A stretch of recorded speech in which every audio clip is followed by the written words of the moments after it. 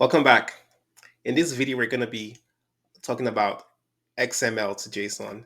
This is basic data transformation, and I'm just going to demo how easy it is to convert XML to JSON. All right. I'm currently in the function builder in our tutorial demo function.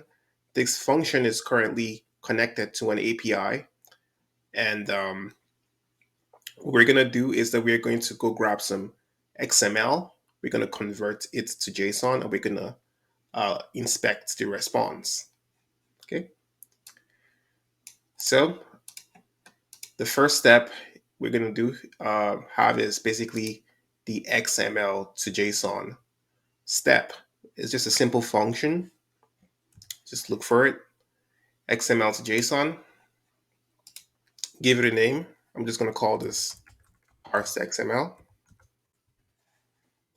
There are three parsing functions: a pure parse, a simplify parse, and a lossless simplify parse. So for traditional JSON, you want to use the simplify parse. This is the closest to JSON without any context.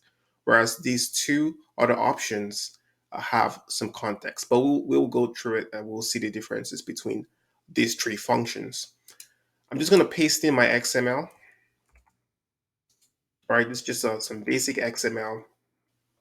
In your case, you're probably going to have some actual big data XML, strings, variables, and whatnot. The next step, we're just going to return the parsed XML. That's it. I'm going to save, deploy.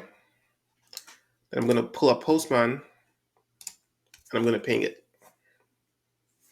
As you can see, we have JSON, but you notice that there are some context to it based on the original XML structure in the pure parse. If we switch to the simplify function and save this, redeploy, ping it.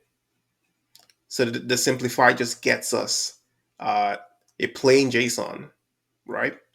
Like we would expect. And the last function is the lossless simplify. Or save, deploy, ping it. And there you have it. It basically has some context in terms of the data being represented as arrays. And you basically get to pick and choose what function you would like to use to parse your XML. You could test and try, based on your different use cases. You might want to use different XML parsing functions.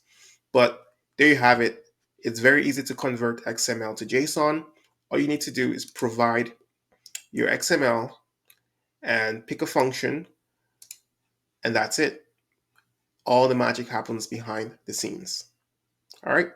Thanks for watching. See you in the next one.